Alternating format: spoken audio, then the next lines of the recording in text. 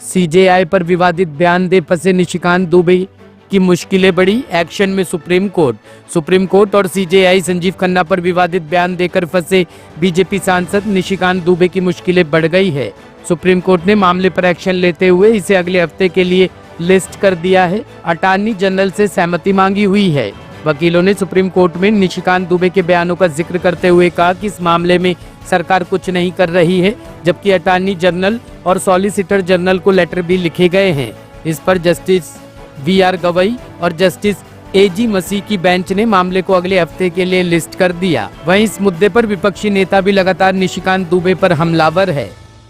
देखिए, निशिकांत दुबे ने कहा कि इस देश के मुख्य न्यायाधीश, the chief justice of India of the supreme court, वो गृह युद्ध के लिए जिम्मेदार है। इससे ज्यादा गंदी बात क्या कही जा सकती है? बीजेपी ने किनारा क्या कर लिया? कहां शो कॉज नोटिस इशू किया? निकाल बाहर करिए कैसे आदमी को पार्टी से। आपकी तो पूरी पार्टी उसके बचाव में खड़ी हुई है, आपके मुख्यमंत्री उसके बचाव में ट्वीट कर रहे हैं।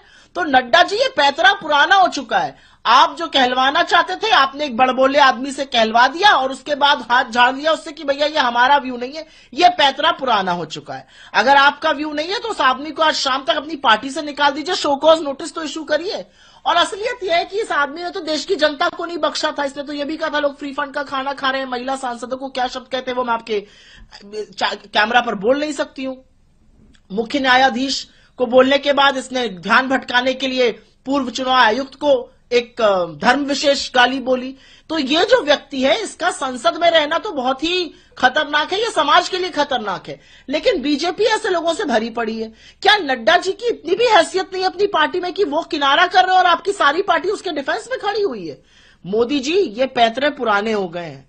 असलियत यह है कि अगर हमारे देश में लेश मात्र भी कानून बचा है तो इस व्यक्ति को कड़ी से कड़ी सजा होनी चाहिए। इसको सदन में बैठने का कोई हक नहीं है। देखिए भारतीय जनता पार्टी और इनकी केंद्र सरकार की सच्चाई इस चीज से सामने आती है कि एक तरफ तो भाजपा कहती है निशिकांत दुबे जो कह रहे हैं ये इनका व्यक्तिगत बयान है, हमें इससे कोई लेना देना नहीं है, और दूसरी तरफ इनकी सरकार के सॉलिसिटर जनरल उनके ऊपर कंटेम्प्ट चलाने की इजाजत नहीं दे रहे। इसका मतलब निशिकांत दुबे को इनका संरक्षण है, उनका प्रोटेक्शन है।